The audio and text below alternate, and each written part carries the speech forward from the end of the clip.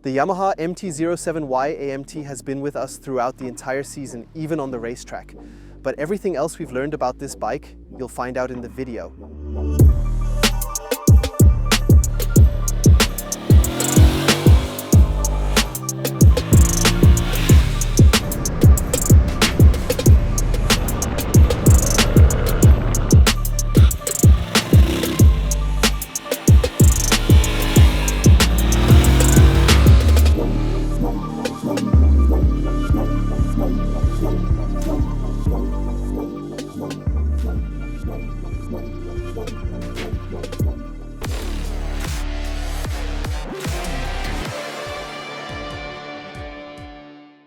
The year is coming to an end, and the Yamaha MT-07 Y-AMT has been a loyal companion. In this video, we want to talk about all the insights we've gained on country roads, on trips, and on the racetrack. Today, I'm only covering the racetrack, but before we get to that, I'll hand things over to my colleagues, who will be looking at a different topic.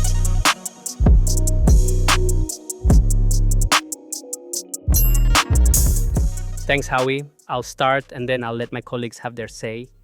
I had two MT-07s, the first generation and the second generation, each with around 10,000 kilometers, more or less. And back then, in 2015, I got back into motorcycling after a very long break. So you could say I was a beginner again. My first memory of the MT-07 is the ride from the dealer to the office and how effortless and easy it was. The shifting, the feeling of the clutch, the throttle, I immediately felt at home. I'm saying this because many experienced riders forget how difficult riding a motorcycle can be. You're not used to the weight, the feeling in the clutch hand, or what happens when the engine stalls at the exact moment when you really need a little push. And that's exactly where Y-AMT comes into play. It softens those delicate moments, saves you from a potential accident or from situations where you find yourself right before a corner with too many things to do, way too many things to do, and it simply makes riding more pleasant, easier. It takes away some of that initial complexity that might have kept many people from getting into motorcycling in the first place. And then, in my opinion, there's another reason why Y-AMT and all these systems are so important. Last June, when we were riding towards Hungary, I crashed with my Himalayan 450. I tore 3 ligaments and was told I'd need around 3 months for a full recovery. But when I saw the Y-AMT, I got on it straight away in week 7, wearing my motorbike boots for extra stability. And that was a whole month earlier than when I was actually supposed to ride again. In week 8, so just a week later, I tried riding my Triumph Scrambler to the office, but it was complete chaos. Had to shift at a really weird angle because I couldn't bend my bones properly. And of course, when I arrived, my ankle hurt quite a lot, obviously. With the JAMA, none of that happened. It did take a bit of time until I warmed up to the mode. But once you get used to it, it just runs smoothly when you need it to, and quickly and instantly when you open the throttle. And in terms of weight, to be honest, it didn't feel any different from my last one, the M7. One thing still annoys me though, and that's the indicator switch. I'll just say, never change a running system. What I mean by that is, just because you don't need it doesn't mean lots of other people don't need it either. Maybe it's not for you, but there are plenty of other people in the world. That's it. Bye.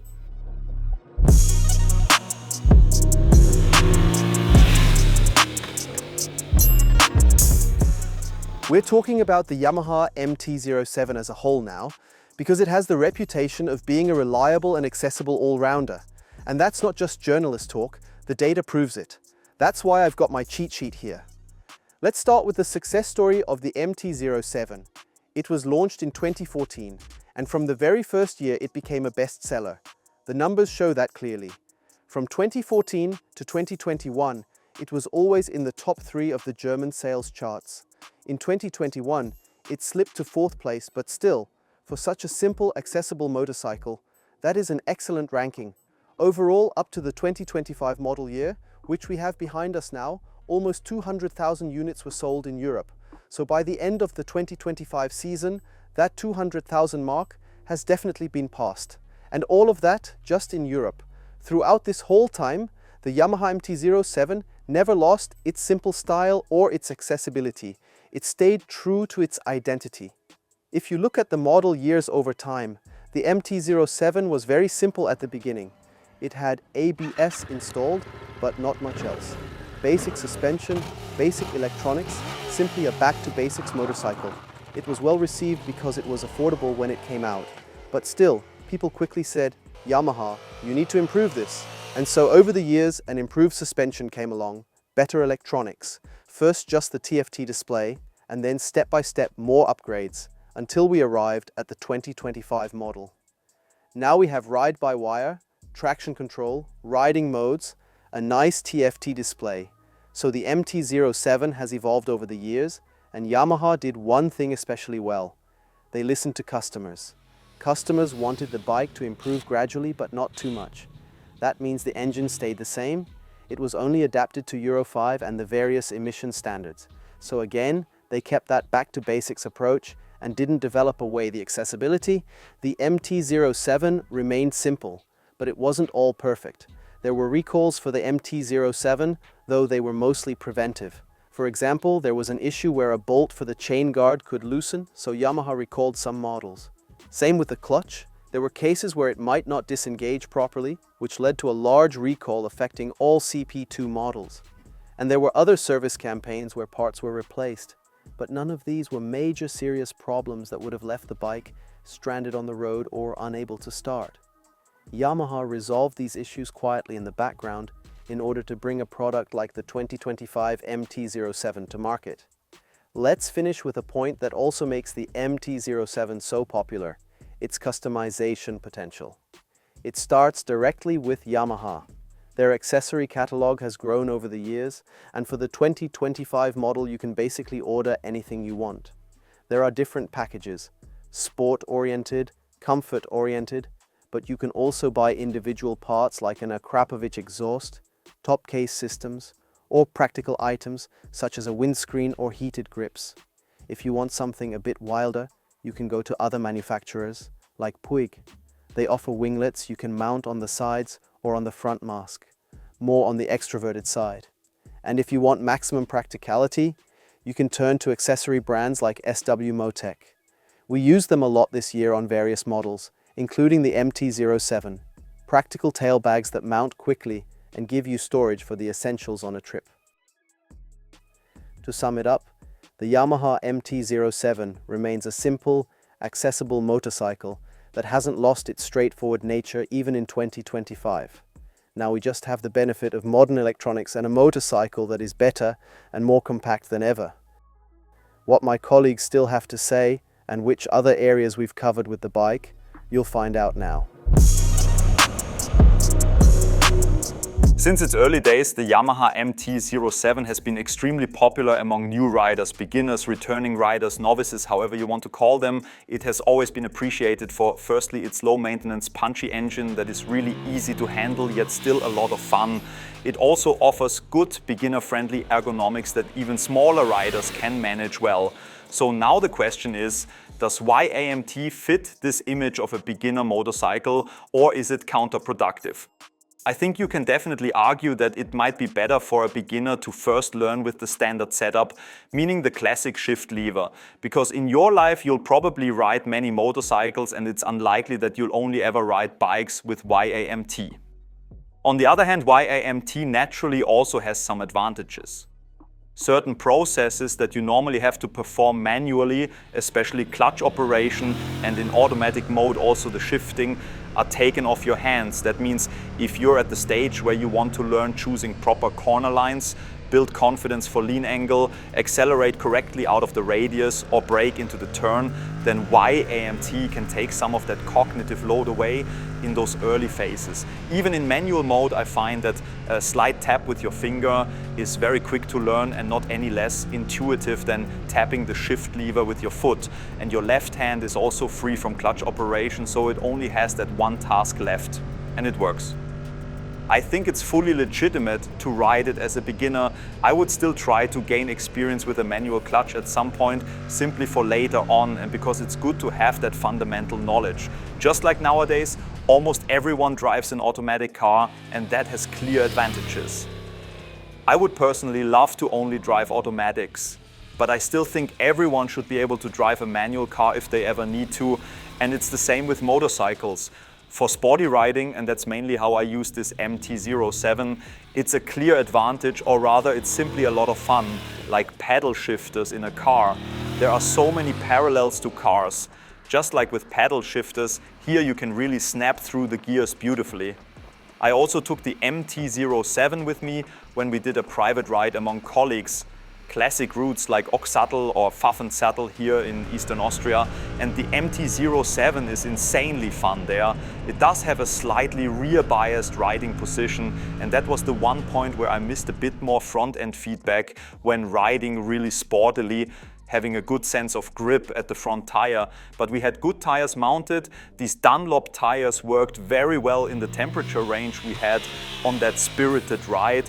And again, Y-AMT harmonized really well with that style of riding. It's just fun to smack down 3 gears before a corner with the button, throw the bike in, ring out the CP2 engine completely, and then blast through the gears at the top of the rev range. It's a fundamentally solid motorcycle. And even with Y-AMT, I think it bridges the gap extremely well between I'm maybe not yet the most experienced or confident rider, and I already ride a bit more and want a light, uncomplicated bike to have real fun on country roads. That's essentially the two ends of the spectrum that the MT-07 manages to cover remarkably well.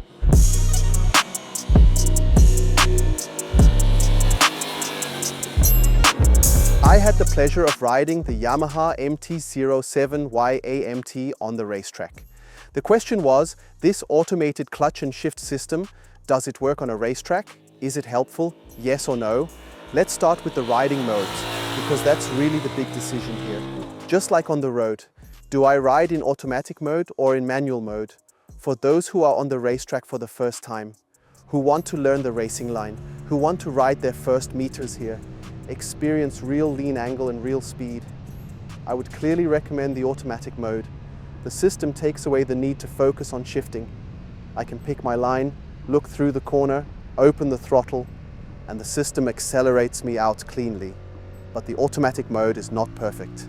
Even when I switch into D+ mode, the sportier mode where it holds gears longer and shifts later, it still shifts in places where I personally wouldn't. The system is not lean angle dependent, meaning it doesn't know whether I'm leaned over or not. As a result, some of the gear changes happen a bit randomly, and that introduces a bit of instability into the bike. The shifts can be a bit abrupt on this motorcycle, and above all, they can surprise you when you're not expecting them. But if you say, I want to ride a bit sportier, I know the track already, and I want to shift myself, then you choose manual mode. And then Y-AMT works surprisingly well. In manual mode, it basically works like a quick shifter, only operated with your fingers. I can ride the track and shift up or down whenever I want, just with my fingers. And the positive part is, I don't have to do it with my foot. I can keep my left foot on the foot peg permanently, which again gives me more stability through corners on the racetrack. So in manual mode, the system really works great on track. It gives me more stability because I'm shifting only with my fingers. And one thing that stood out in a very positive way, I cannot downshift too early. The system blocks me if I would exceed the limiter by downshifting. That gives me an extra level of safety. Apart from that, Yamaha MT-07 on the racetrack, you can do it. It's more of a bike for your first steps on track. The CP2 engine combined with the gearbox works wonderfully. The throttle response is nice. And thanks to the new sound outlets, as Yamaha calls them, in the fairing, I get a really nice engine sound. I know exactly when I need to shift without looking at the display. That works well. Where you start to reach limits is in the suspension. It's more on the comfortable side, and the ergonomics aren't ideal for the racetrack either. The handlebar is relatively high, and during the day I couldn't really hook in with my knee properly. So the MT-07 is okay for racetrack beginners, but you won't be chasing lap records. You'll be collecting your first experiences, and for that it's fine. So to summarize my part, Yamaha Y-AMT on the racetrack. Does it work well? Yes or no? My answer is yes and no. Yes, if you use it in manual mode. Then it's like an easier quick shifter. In automatic mode, it's fine, but you lose control. And when I'm riding on a racetrack, I want control. All right, that's it from me here on the racetrack with the Yamaha MT-07 Y-AMT.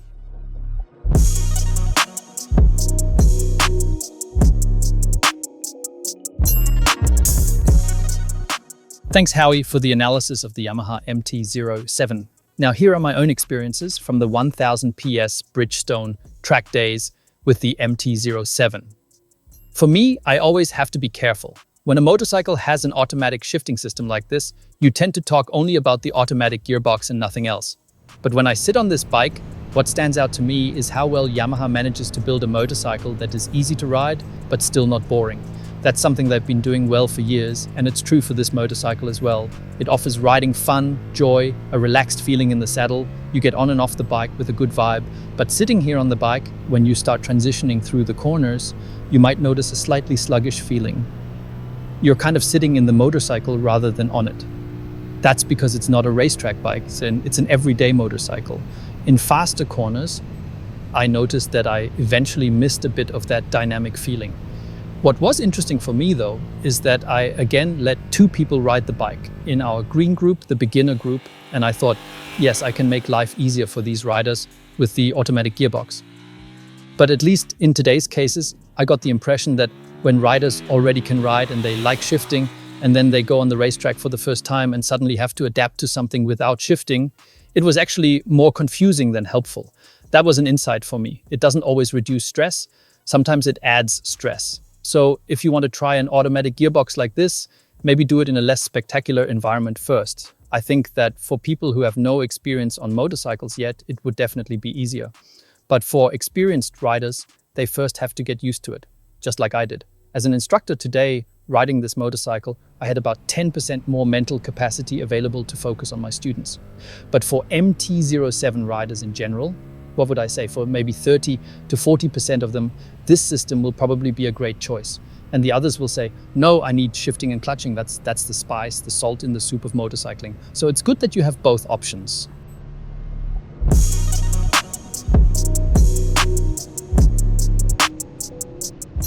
So that was our long-term test wrap-up with the Yamaha MT-07 Y-AMT.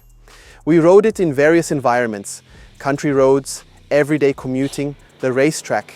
Gathered a lot of experience, and I hope you were able to take something away from this video.